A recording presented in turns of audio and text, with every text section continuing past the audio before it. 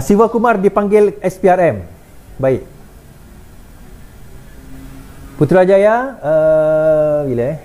hari ini Menteri Sumber Manusia V. Siva Kumar disahkan telah hadir ke Pejabat Suruhanjaya Pilihan Raya Rasuah Pencegahan Rasuah Malaysia SPRM. Untuk makluman tuan-tuan, V. Siva Kumar adalah menteri daripada DAP. Di sini pagi Ahad bagi melengkapkan siasatan yang dilakukan agensi itu setelah menahan 3 individu termasuk 2 pegawai kementerian tersebut pada minggu lalu. Sumber berkata Siva Kumar dipercayai hadir ke Pejabat SPRM kira-kira jam 10 pagi tadi. Beliau hadir bagi membantu melengkapkan siasatan yang dilakukan di SPRM setelah menahan 3 individu termasuk 2 pegawainya pada minggu lalu, katanya ringkas. Pada Khamis, Ketua Pesuruhanjaya SPRM Tan Sri Azam Baki mengesahkan situasi sulit kepada Siva Kumar ditahan. Penahanan situasi sulit itu dilakukan kira-kira jam 2.30 pagi setelah salah seorang pegawai tugas-tugas khas kepada Siva Kumar ditahan sebelum itu. Sebelum ini, media melaporkan pegawai tugas-tugas khas Siva Kumar ditahan setelah dipercayai bertindak sebagai runner bagi mengutip rasuah daripada ejen-ejen tertentu untuk diberikan kuota pengambilan pekerja asing. Bagaimanapun, siasatan masih dijalankan SPRM berhubung dengan dakwaan tersebut. Jadi kalau kita tengok setiap sulit tersebut seperti mana yang dilaporkan telah pun dipecat, bukan dipecat, digantung. Setiap sulit Menteri Semua Manusia ditahan oleh SPRM pada pagi ini, dan sebagaimana yang disebut oleh Siva Kumar sendiri, Siva Kumar telah menggantung tugas 3 pegawai kanannya termasuk seorang setiausaha sulit dan seorang pegawai tugas-tugas khas yang ditahan SPRM berhubung siasatan rasuah terhadap kelulusan pekerja asing. Satu sumber daripada Kementerian Semua Manusia mengesahkan penggantungan tersebut.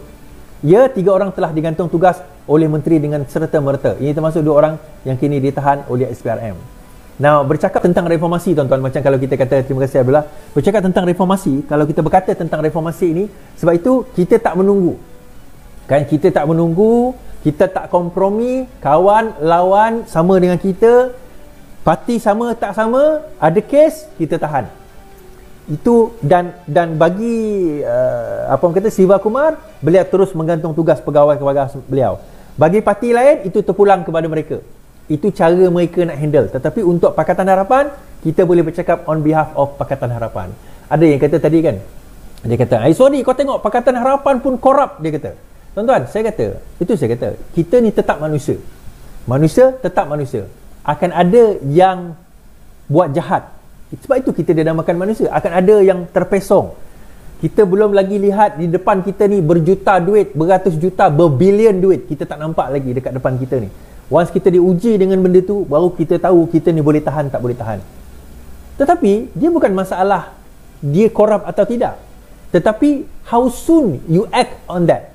Betapa cepatnya kita nak gerakkan benda tu untuk memastikan perkara itu tidak berlaku. Itu yang pertama. Yang kedua, yang melakukannya memang ada individu-individu yang kita kata tidak amanah, tetapi kita terus cantas daripada akar umbi, tuan-tuan. Kita tak nak lagi ada masalah yang orang kata apa, tak apalah dia orang kita sweep under the carpet. Tak ada istilah tu. Menjadi pengajaran juga kepada pegawai-pegawai yang lain supaya berhati-hati dalam nak membuat tindakan ataupun orang kata apa, under table dan sebagainya. Tuan-tuan, kita dah cerita musuh nombor 1 negara adalah rasuah dan dia membarah. Kadang-kadang kita tak minta pun, tetapi sebab orang sebelah sana yang company yang dah biasa bagi rasuah,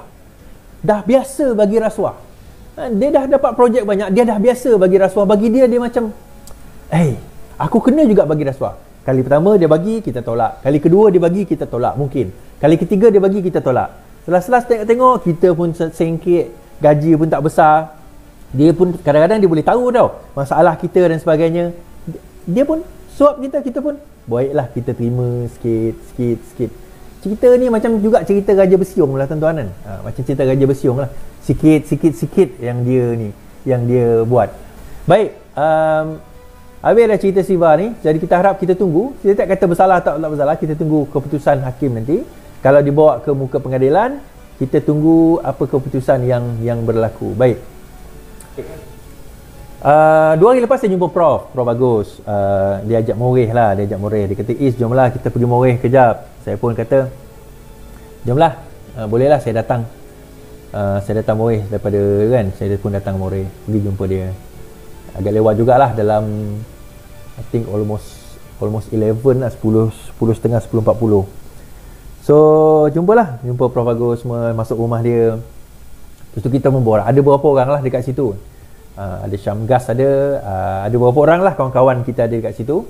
Kita memborak cerita. Antara perkara yang saya bawa lah, antara perkara saya ceritakan pada Prof, ini open, yang ni saya boleh cerita. Saya kata Prof, I think Prof tahu. Prof bukan seorang yang tak tahu, dia tahu, dia ada eyes, dia ada ears. Dan satu saya boleh bagi tahu, saya boleh cakap pasal Prof ni lah. Dia seorang, dia profesor, profesor bukan ulung, tapi profesor lah di dalam sains politik. Seorang yang senior dan lebih berpengalaman mungkin daripada saya. Namun dia ada satu perangai, dia boleh duduk dan dia boleh, orang kata apa, dia boleh duduk dan dia boleh dengar pendapat kita. So jumpa Prof Agus tadi, saya jumpa dia dan dia boleh mendengar. Prof ni dia seorang yang boleh dengar apa yang, walaupun dia lebih senior daripada saya, tapi dia boleh dengar pendapat saya. Kan, dia boleh dengar pendapat saya, bukanlah dengar maksudnya dia terima, tapi sekurang-kurangnya dia duduk dan dia dengar. So antara benda yang saya cakap, saya kata Prof, sekarang ini isunya adalah berkenaan dengan macam mana kita nak susun naratif kita ni. Macam mana kita nak bawa apa yang apa orang kata kerajaan sekarang dibawa kepada rakyat, dan macam mana kita nak gunakan kemudahan yang kita ada untuk kita nak susun atur apa orang kata gerakan kita kata. So detail tu saya tak cerita lah, adalah bendanya secara detail kan.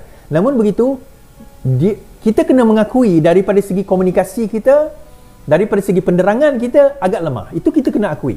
Dan saya cakap Prof, kami ni, saya, Taufik, Abang Botak, Faizal, TikTokers, Eddie di Facebook, kita kata Mantoba dan Pak Mus dan sebagainya di YouTube sebagainya. Kami peringkat bawah. Kami ni di peringkat yang okey, ada berita kami ambil, daripada berita itu kami akan olah dan kami akan ulas. Tetapi kami tak boleh buat berita. Kita tuan-tuan ni nak cerita lah, minta maaf saya kata, tapi saya tak minta maaf lah. KWSP dah keluar semalam, kita punya penerangan pun belum cerita KWSP tu pasal apa. Kan? Apa detail dia? Apa butiran dia?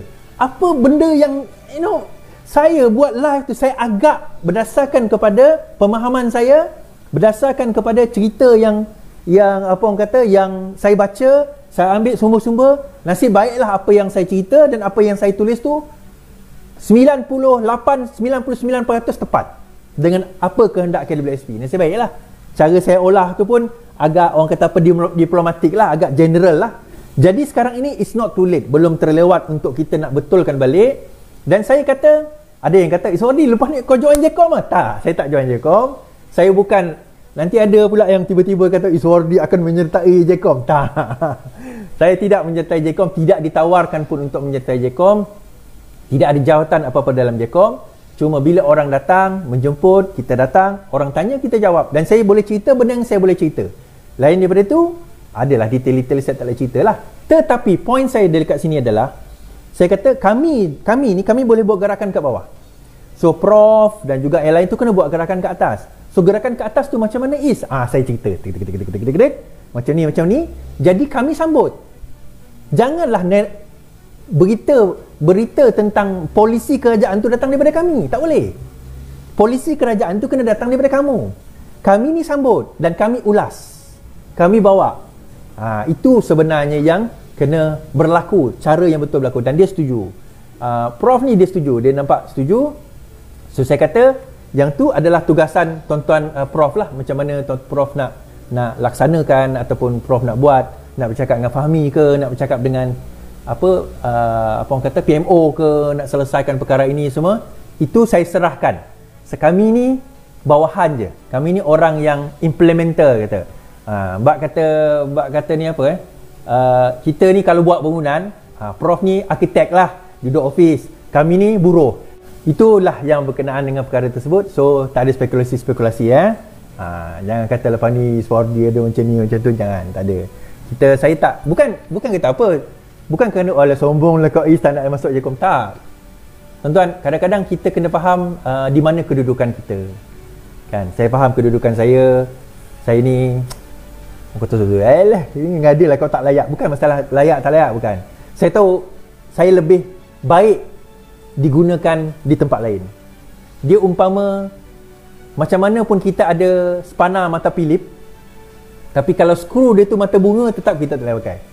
So saya rasa tempat saya di tempat lain. Dan saya rasa yang lain pun setuju dengan saya lah. Geng-geng kita yang dekat dalam TikTok pun setuju. Saya ada position saya di tempat lain. Baik, habis cerita kat situ. Harapnya lah agak nampak. Baik.